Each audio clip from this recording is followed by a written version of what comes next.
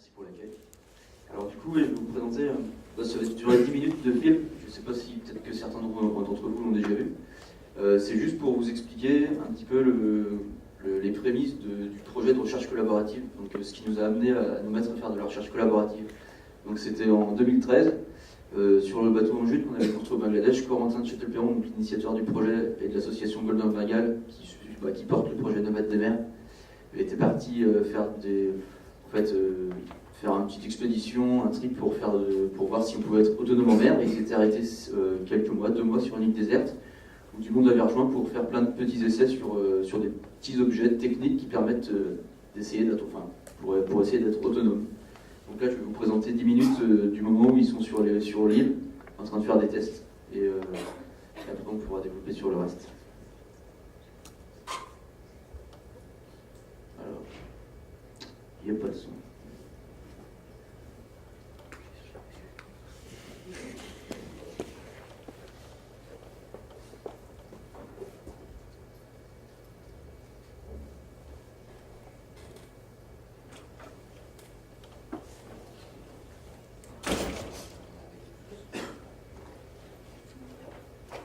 C'est là qu'on voit l'intérêt de la low-tech par rapport à la high-tech.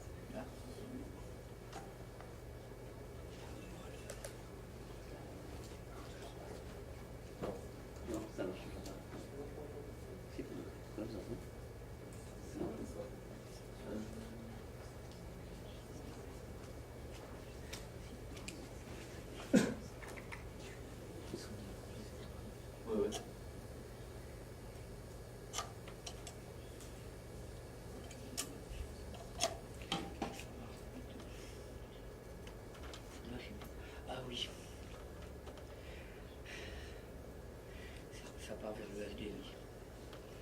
Non, il n'y aura pas longtemps. Est-ce que je change ?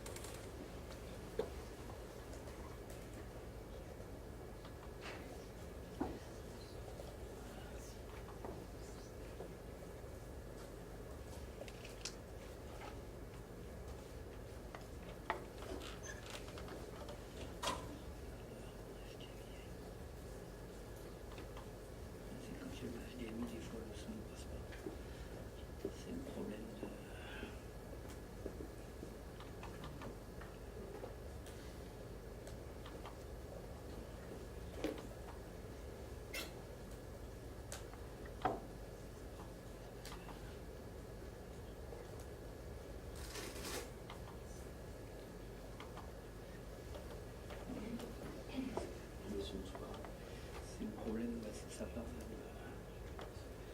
Et vous avez pas une sortie pour puisse avoir juste l'image Il faut trouver un câble. Non, mais sinon, c'est pas grave. En fait, là, c'est ça, ils ont avec le. Fichier sur le Mac. Non, ce sera pas. Non, sur le Mac, on peut arriver facilement. Sur le PC, certains n'arrivent pas. Sur le Mac, on peut changer la sortie du son. Comment c'est juste que ça aura pu permettre de lancer le principe, mais si c'est trop on peut directement travailler sur ça.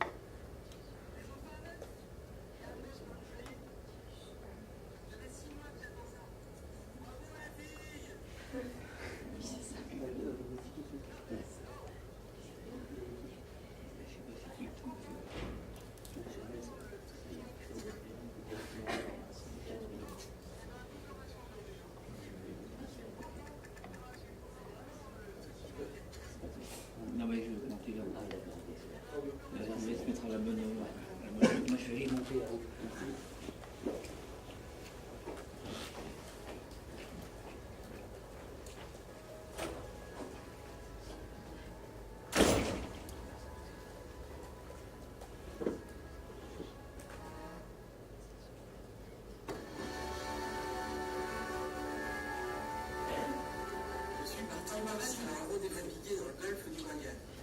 D'île déserte en île déserte, comme un nomade des mers, avec presque rien. J'ai même pas assez de réserve pour boire et manger pendant tout le voyage. Mais des idées, j'en ai plein.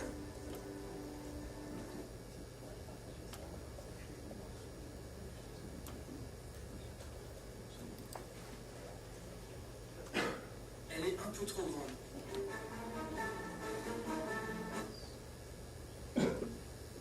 Pas en mangeant des rats qu'on va être autonome. Ce qui nous préoccupe le plus, c'est la culture des légumes, parce que la terre de l'île n'est pas bonne. Arthur veut tester une solution. Faire pousser les plantes dans l'eau.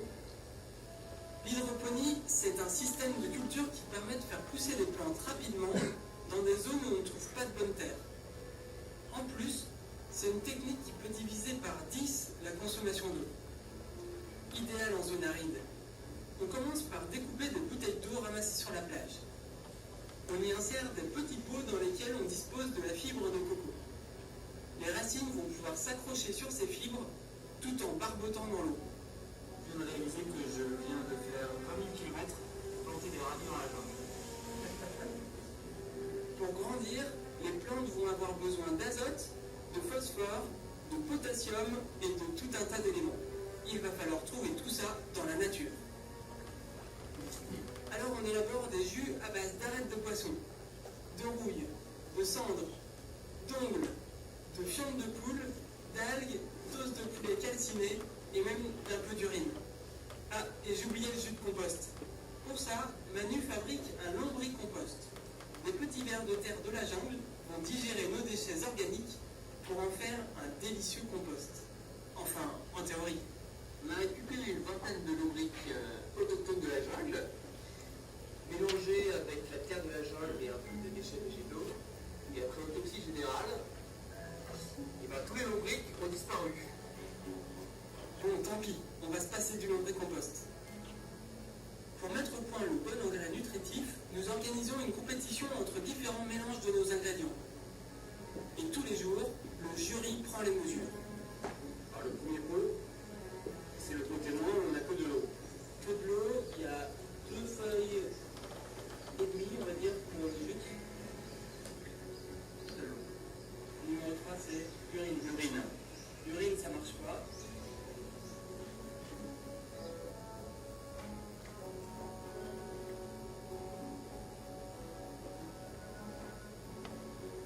Petit à petit, nous découvrons le dosage parfait.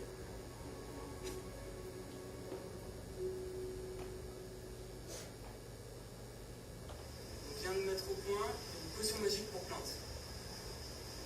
Ça s'appelle le Tambora de 2013. Ça, c'est de l'engrais pour l'hydroponie et l'aéroponie qui est fait avec 3 doses de jus de compost. Le compost, c'est un mélange d'algues, de terre, de cendres, d'urine, de fientes de poule et de bourre de coco. C'est très concentré. 3 doses de jus de compost, 3 doses de jus d'algues, 2 doses de jus de rouille, 2 doses de jus de cendre et 1 dose de jus d'os de poulet calciné. On va voir ce que ça donne. Nous pouvons passer au 3e level, l'aéroponie. Cette fois, les plantes vont pousser non plus dans l'eau, mais dans l'air. Une petite pompe vaporisera des gouttelettes de notre mélange directement sur les racines. C'est encore plus économe en eau. Ah, ça marche. Alors on va voir si c'est une vie. Ouais.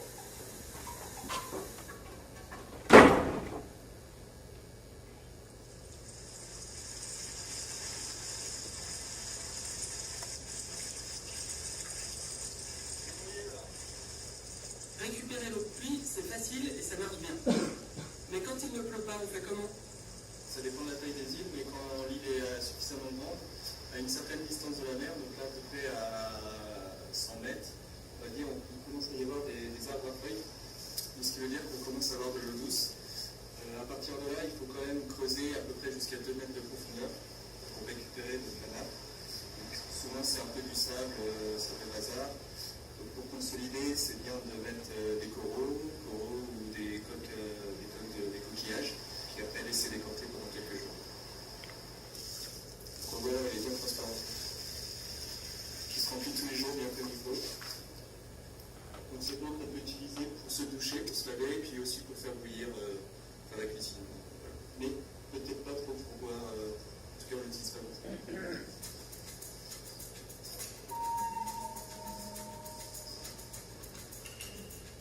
Pour cuire nos aliments, on utilise du bois.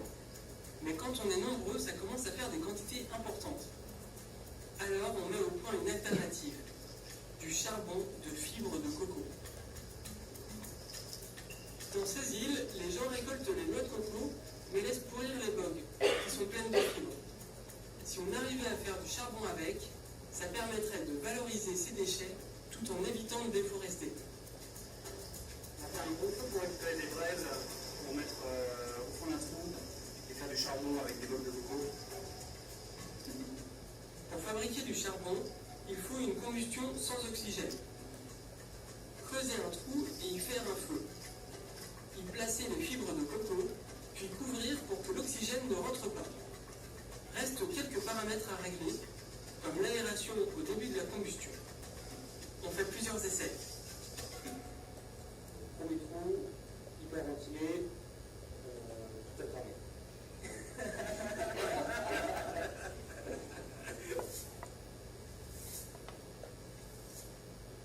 Deuxième trou avec un faible tirage, tout à brûler.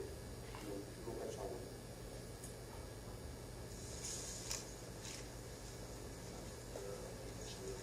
Peut-être la nouvelle collaboration.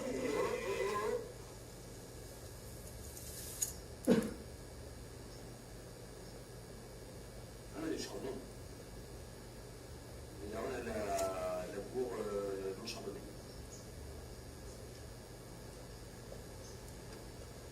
Et ce côté se consume extrêmement vite. Il n'y a pas de chaleur. Il y a juste des petits tisons au bout de chaque des fibres. Là, on a une masse charbonneuse. Voilà, c'est ça.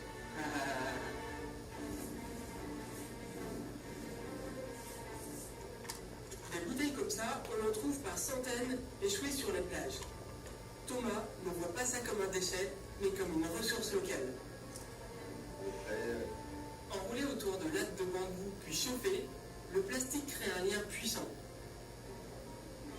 Et tadam, ça se transforme en casier à langouste. Non, moi je une brochette de langouste. Ça y est encore.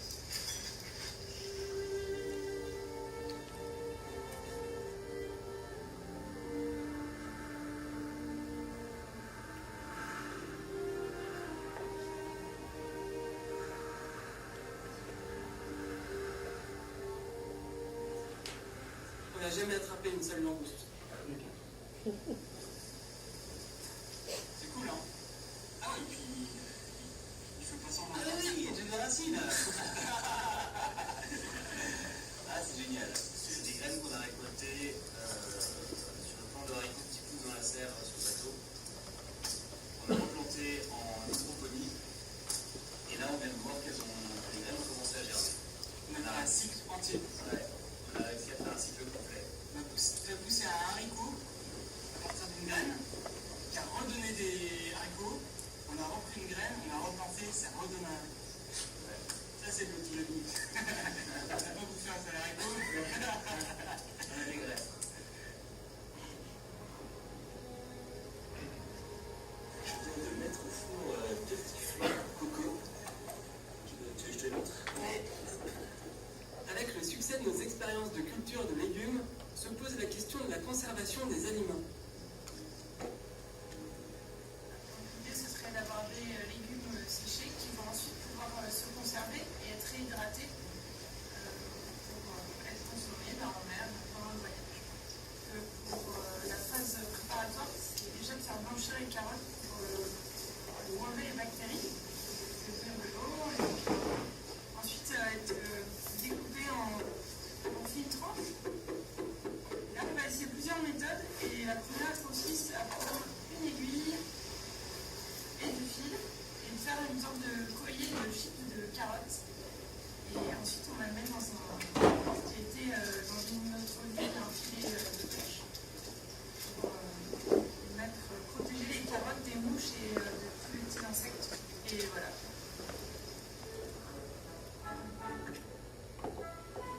Qu'est-ce que c'est? Ah, ça a l'air trop bon.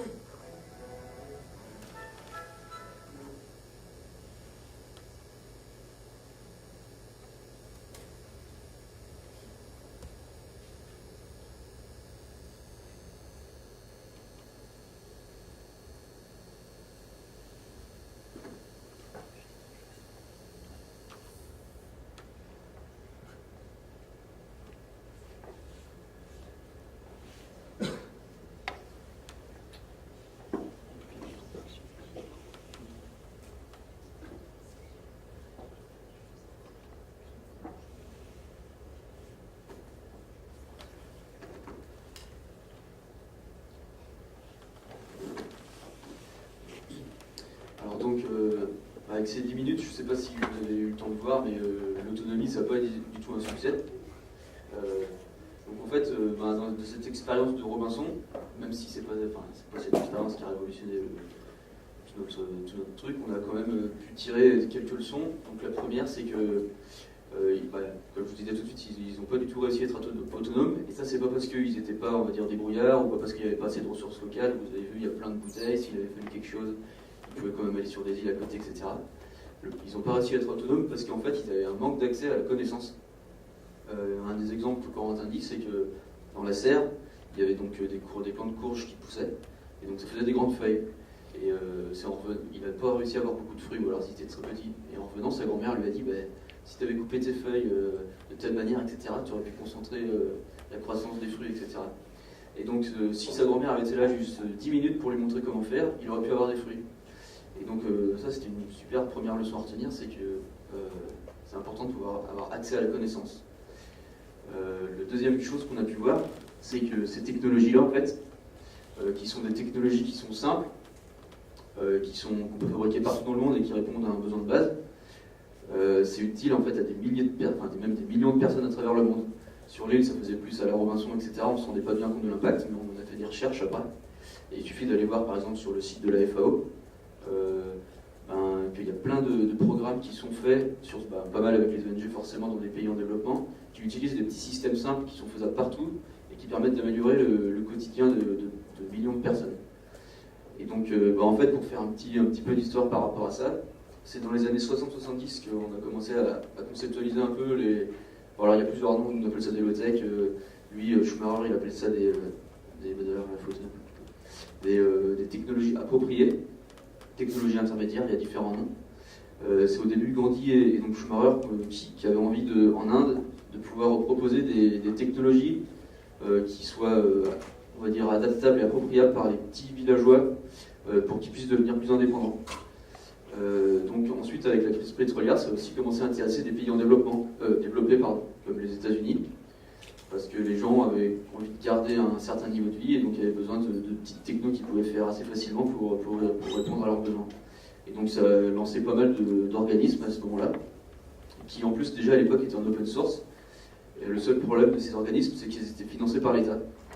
Et à la fin des années 70, quand il y a eu la deuxième crise pétrolière et l'arrivée de Reagan au pouvoir, il a coupé les financements. Et du coup, beaucoup de ces technologies, de ces organismes qui développaient ces technologies-là, se sont arrêtés. Il en reste encore quelques-unes, mais la plupart ont dû fermer. Et donc ça veut dire que c'était un modèle qui n'était pas économiquement viable et qui n'était pas assez robuste pour continuer, alors que c'est quand même important pour beaucoup de personnes. Alors aujourd'hui, pour vous montrer un peu à quoi on s'intéresse, donc dans les besoins de base, il y a l'alimentation. Par exemple, là, on peut voir un petit système d'hydroponie, c'est celui qui est embarqué sur le bateau. L'hydroponie, ça consiste à faire pousser des plantes sans terre, ce qui permet d'économiser beaucoup d'eau et aussi qui permet aussi de pouvoir faire de l'agriculture dans des conditions urbaines, par exemple en ville, ou dans des conditions où la terre n'est pas bonne. Genre, Corentin a rencontré des Indonésiens pendant son voyage qui étaient vraiment très intéressés par ce principe-là, parce que eux, sur leurs îles, ils n'arrivent pas du tout à faire pousser des légumes ou alors en petite quantité. On s'intéresse aussi à l'énergie. Ça, c'est un petit réchaud qu'on appelle un rocket stove. Il faut savoir qu'il y a 3 milliards de personnes encore qui font leur cuisine tous les jours sur un feu de bois ou de brousse séchée, etc. Et que ça consomme beaucoup de ressources et que ça dégage des fumées. C'est aussi la cause de beaucoup de maladies parce que les feux sont souvent faits à l'intérieur des maisons. Et avec 3 fois rien, avec des canettes, des boîtes de conserve, ou avec de la terre cuite, etc. On peut faire des petits réchauds qui consomment jusqu'à 5 à 7 fois moins de ressources et qui dégagent presque plus de fumée. Simplement, il faut avoir accès à la connaissance pour le faire. Au niveau des matériaux, ça c'est un exemple d'un studio designer qui s'appelle le studio Swine, je ne sais pas si vous connaissez. Donc lui, il a fait à partir d'un fût de bière, d'un souffleur à feuilles, je crois, et d'huile de friture, un réchaud pour faire fondre les canettes plastiques. Après, il a des moules en sable et il refait des pièces derrière. Donc ça c'est pareil, c'est très intéressant. Genre au Bangladesh, il y a plein de personnes qui travaillent à ramasser tous les déchets et ils revendent la matière brute alors qu'ils pourraient peut-être la transformer en local pour faire des économies qui fonctionnent. Au niveau de l'eau, un exemple aussi, par exemple, on peut épurer de l'eau grâce à des micro-algues. On peut donner de l'urine à boire à la spiruline, par exemple, ou à de la chlorelle. Et ensuite, on enlève ces algues-là et on peut se servir de l'eau pour les plantes, par exemple, pour d'autres utilisations. Alors, il y a un petit défaut au niveau des slides, mais c'est pas très grave. En gros, en fait, les low-tech, c'est utile à des millions de personnes et ça manque de diffusion. Et surtout, le gros problème, c'est que ça manque de R&D. Parce qu'en général, les entreprises, elles ne mettent pas l'argent et les cerveaux à développer des low-tech, mais plutôt des high-tech qui ont une forte valeur financière. Du coup, nous, on s'est demandé qu'est-ce qu'on peut faire pour répondre. Alors, d'une part, éviter d'être dépendant de financement public, par exemple, et surtout être dépendant d'argent pour faire la R&D. Et alors, je sais pas, je pense que tout le monde dans la salle est déjà allé sur Internet dès qu'il avait un problème, on demande à Google, et souvent on tombe sur un forum avec quelqu'un qui a déjà posé la question et quelqu'un qui a trouvé la solution. Et on s'est inspiré de ça pour se dire, au niveau de l'hôtech, qu'est-ce qui se passe? On a regardé sur YouTube, etc. Il y a plein de personnes qui font des vidéos tuto, qui montrent comment faire des réchauds, etc., des systèmes hydroponiques. Et donc on s'est dit qu'on allait faire un outil de recherche collaborative sur les low-tech. Donc concrètement, on a lancé un site internet qui s'appelle nomaddesmers.org. Alors le but du site, donc il y a une première partie qui est la base, on va dire la veille technique. Ça sert à rien de repartir à faire de l'innovation à partir de rien du tout. On regarde d'abord tout ce qui se fait, on le range.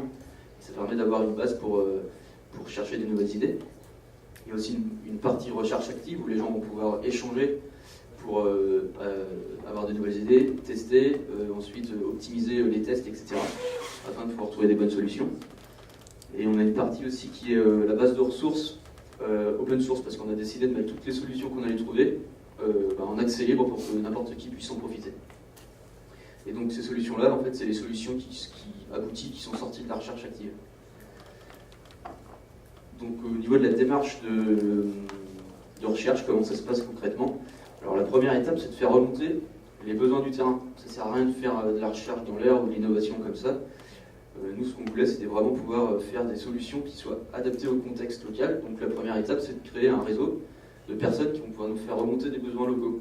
Ça peut être dans des pays développés, donc ça peut par exemple être plus des particuliers qui ont directement accès à Internet, mais ça peut être aussi dans des pays en voie de développement. Donc là, on crée un réseau d'ONG ou d'entrepreneurs locaux, ou de personnes qui sont capables d'aller sur Internet, etc., et qui sont aussi capables de communiquer avec les personnes sur le terrain, comme des petits paysans, par exemple. Donc nous, on a identifié une 50aine de challenges techniques qui touchent à l'alimentation, à l'énergie, à l'eau, aux matériaux. Il reste encore à affiner. Et puis c'est aussi ouvert à n'importe qui souhaite proposer une problématique locale. Par exemple, il y a l'ONG Acted qui nous a contactés en nous disant nous on est notamment sur un petit endroit au Congo, on est à 1 semaine de pirogue de la ville, il n'y a pas accès à l'électricité. Notre contexte local fait qu'il y a beaucoup de rivières, donc avec du courant, c'est une ressource d'énergie potentielle.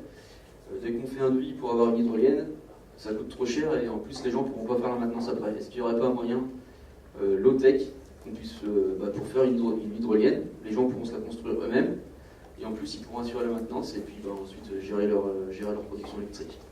Donc ça c'est pour la partie remontée des besoins. Après la partie recherche active, tout simplement on va transformer on va dire, le besoin en une sorte de challenge technique. Et là, les acteurs de cette partie-là, ça va être des entreprises. C'est super intéressant de bosser avec des entreprises parce qu'ils ont de l'expertise qu'on peut transposer au low-tech. Par exemple, Danone, ils bossent avec nous pour le recyclage des bouteilles plastiques qui traînent partout sur les plages. Ils ont des experts. Ils ont décidé de mettre un peu leurs experts à profit de ces problématiques-là. On bosse avec des étudiants. Ça touche à des étudiants d'ingénieurs méca, des agronomes, avec des écoles de design aussi. Il y a l'école de Nice, The Sustainable Design School, je ne sais pas si vous connaissez, qui travaille, en ce moment ils sont en train de bosser avec l'INSA de Lyon pour travailler sur un système de pyrolyse du plastique, donc pour retransformer le plastique en combustible, en pétrole. Il y a aussi des particuliers, il y a aussi des associations et des ONG qui ont déjà développé ce genre de technologie. Et il y a aussi surtout les gens du terrain qui vont pouvoir prendre par exemple la technologie qui a été développée, ils vont l'essayer sur le terrain, et ensuite ils vont pouvoir faire, en fait on fait des boucles, des itérations de développement. Donc ils vont revenir sur la plateforme après, dire votre technologie elle est bien, mais il y a plus ça et ça qui pourrait être amélioré pour mon contexte à moi. Et ainsi de suite, on fait plusieurs boucles d'itération, et à la fin on obtient une solution qui aboutit. Donc, ok, je me dépêche. Et donc voilà, le but du jeu c'est de pouvoir obtenir des solutions qui soient vraiment adaptées au contexte. Alors après ce qu'on demande nous c'est de faire des vidéos tutos, parce qu'une vidéo c'est compréhensible par tout le monde autour du monde. En plus de cette vidéo tuto là, on demande aussi un petit document technique qui permet ensuite d'approfondir le développement et voilà, la solution si une personne veut se lancer à la faire. Mais la vidéo c'est vraiment super comme support pour accrocher la personne. Et le collaboratif c'est bien, le problème c'est que des fois ça peut favoriser la quantité à la qualité, du coup on a besoin d'un filtre qui permet de savoir si les solutions qu'on a développées c'est pas un non-sens et est-ce que c'est pertinent. Du coup on est en train de réunir un comité d'experts qui va servir à savoir est-ce que cette technologie là est pertinente, etc. Donc là on en a quelques-uns, il y a Pierre Melot qui est le spécialiste du planton, il y a Gabriel là-bas qui est Schneider Electric qui travaille sur les sites isolés, Jean-Pierre Nicolas c'est les plantes médicinales, etc. Et donc ces personnes-là vont pouvoir nous faire sortir les meilleures solutions qu'on va ensuite tester. Donc ça c'est la partie expédition. Pour tester en fait le comble de l'isolement, nous on a pensé que c'était le bateau et c'était un support aussi pour le porte-drapeau. Donc on va équiper un catamaran de 50 pieds tout en low-tech avec le défi de devenir autonome. Parce que c'est pas possible d'essayer toutes les solutions sur un bateau parce que c'est pas le contexte parfait pour toutes les solutions. On aura aussi une base à terre qui permettra de tester les autres solutions. Et le but du jeu de ce bateau, c'est de faire un tour du monde de 3 ans. Alors d'une part pour tester les solutions avec le défi de devenir autonome, et deuxièmement pour être un showroom d'Hello-Tech et s'arrêter dans plein de pays à la rencontre d'initiatives qui pourront venir agrandir la communauté parce qu'il y a des solutions low-tech qui s'inventent de partout et surtout dans les pays du Sud. Et c'est vraiment super de pouvoir faire un mix de toutes les expertises et tous les points de vue. Donc l'expédition elle est prévue de démarrer en début 2016. Et donc on va miser sur 3 tableaux. D'abord la rencontre avec les locaux pour essayer de booster l'innovation low-tech. On va faire un documentaire télé, on est en train de bosser avec une chaîne là, pour des épisodes qui seront plus à destination du grand public pour sensibiliser sur toutes ces thématiques de l'homme et de l'environnement. Et on est en train de voir pour faire un volet éducation avec la région Bretagne pour l'instant, avec le rectorat, qui permettrait aussi d'avoir ce petit volet pédagogique pour déjà pour commencer avec les élèves à travailler sur des sujets comme ça qui peuvent être super intéressants pour eux. Et donc le site, c'est nomadesdesmers.org. Est-ce qu'il y a des questions? Oui, non.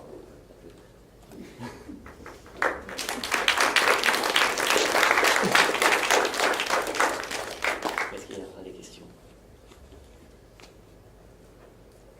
Personne n'a de questions, ça serait quand même étonnant sur un sujet pareil.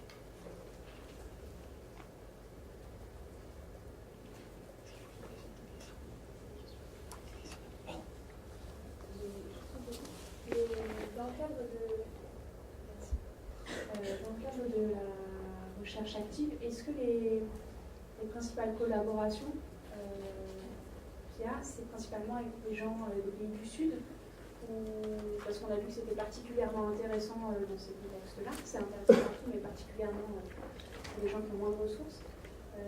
Est-ce qu'ils participent activement aux plateformes ou est-ce que...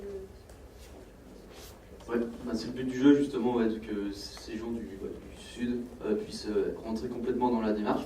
Alors pour l'instant c'est le début du projet et du coup on n'a pas encore le réseau qui va partout en tout cas, mais on est en train de voir. Là on a quelqu'un qui est en Éthiopie par exemple, qui s'intéresse bien pour se lancer là-dessus sur le biogaz par exemple et les réchauds. Il y a aussi des Fab Labs pas mal, ça bouge pas mal au niveau des Fab Labs en Afrique. Du coup on s'arrête en Afrique de l'Ouest et là on est déjà en contact avec des gens sur des mini-éoliennes. Et ouais, le but du jeu, ça va être de faire intervenir des gens de partout. C'est intéressant à la fois pour les pays du Sud et pour les pays développés.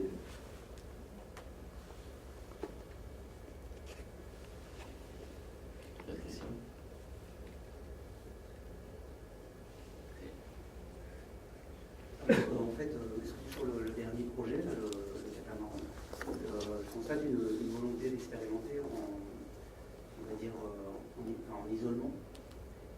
Quelle est la raison de ça? Faire hors contexte, résolument. Il y a eu l'île après le bateau, etc. Ouais. En fait, déjà, d'une part, je crois que on est des curieux, en fait, du coup, on a envie de tester. Et voilà, c'est une volonté, je pense, de toute l'équipe d'avoir ce petit côté-là. Et on s'est aussi rendu compte qu'à chaque fois que Corentin faisait une aventure, c'était un super moyen pour motiver les troupes. Si on enlève toute la partie bateau, eh ben, c'est déjà moins sexy. Enfin, ça fait un peu comme ce que je vais dire, mais c'est un super moyen de motiver les troupes que de dire les solutions qui seront sorties de la plateforme, on va venir les tester dans un endroit qui sera complètement isolé pour essayer de faire un écosystème qui tient la route. Et ça fait partie, de l'aventure. D'accord. C'est un peu pour avoir ce contexte type laboratoire, pour vraiment se concentrer sur la technique. Voilà, le bateau il va être bardé d'appareils de mesure, donc il y aura des protocoles de mesure tous les jours, etc. On va avoir tout un planning à respecter pour, tous les jours il y aura tel truc à mesurer, etc. Et vraiment l'objectif c'est de pouvoir se concentrer à fond sur la technique, parce que nous on est vraiment, notre projet, c'est vraiment la technique. Alors la technique c'est un petit morceau dans la réussite on n'installe pas une bibliothèque comme ça sur un terrain en apportant juste la technique. C'est pour ça que nous, on est absolument un réseau d'acteurs qui va être capable d'assurer derrière le culturel, l'appropriation, le temps passé avec les gens, etc. Mais nous, on est vraiment, on se spécialise sur la technique. Et donc la volonté, c'est de pouvoir de creuser à fond là-dedans. En l'occurrence, on a lancé un petit projet avec nos étudiants. Et l'idée, c'est vraiment essayer d'explorer justement quel serait le type d'appropriation de ces low-tech. Les appropriations possibles, c'est-à-dire en s'intéressant vraiment à l'usager et en plaçant ces techniques en contexte. Et c'est vrai que c'est une question, c'est pas évident, mais je trouve ça assez passionnant. C'est clair. Si vous êtes chaud pour... On est chaud. Merci. Moi j'ai une petite question parce que vous faites des expérimentations pour ensuite arriver à des... Enfin, je suis arrivée au milieu de... Je vais exposer parce que j'étais pas là, mais vous faites des expérimentations pour arriver à des paramètres, et notamment sur ce que vous mettez dans les plantes pour optimiser la croissance. Ouais. Vous n'avez jamais essayé de regarder ça avec des gens qui viennent de l'INRA ou du CEMAGREF pour optimiser et trouver l'ensemble des paramètres possibles qui optimisent la croissance des plantes? Vous avez vu ça pendant le petit morceau de film? Ouais. Ah oui, c'est parce qu'en fait le film il a été fait avant qu'on imagine tout ce projet-là. Le film c'était vraiment les prémices qui nous ont fait toucher à ces trucs-là. Mais vous avez raison, et du coup, étant donné que ça n'a pas bien marché, on s'est dit justement où est-ce qu'on peut aller chercher la connaissance. Et c'est vrai que là justement on s'intéresse, on est en communication par exemple avec une entreprise qui s'appelle GHE qui fait l'hydroponie. Et donc William Texier, là, lui c'est vraiment un pro de ces trucs-là, et on travaille avec lui pour mettre avec les ressources locales comment est-ce qu'on peut faire des... Alors je sais pas si c'est un engrais ou un amendement, je sais pas le nom, mais pour faire ce genre de truc. Et c'est ça l'objectif. Sur l'île, justement, il n'y avait pas accès à cette connaissance, et c'est comme ça qu'on s'est dit, il faut aller taper sur des experts de chaque truc qui pourront nous apporter la connaissance qu'il faut pour ensuite, à partir de tout ça, pouvoir optimiser et innover. Et par rapport à la question de Xavier, moi je trouve intéressant justement de mettre ça hors contexte, parce que ça limite les paramètres en fait, puisqu'on met ça hors sol, hors tout ce qu'on veut, ce qui permet de faire une expérience avec un minimum de paramètres et de variables possibles. Donc c'est intéressant cette notion-là. Ouais, c'est intéressant pour le défi du bateau, et puis pour ce contexte-là. Par contre, derrière, il ne faut pas oublier que ce qui va être adapté sur le bateau ou au contexte du bateau n'est pas forcément pour un autre contexte. Et du coup, c'est pour ça que la plateforme, elle vient, on va dire, c'est vraiment l'outil principal où les gens vont pouvoir vraiment échanger entre le terrain et les inventeurs. Et puis, ça n'empêche pas que quelqu'un du terrain soit inventeur, mais pour vraiment que chaque personne qui a une problématique puisse échanger pour avoir une solution qui corresponde à son contexte. On va s'arrêter là pour cette présentation.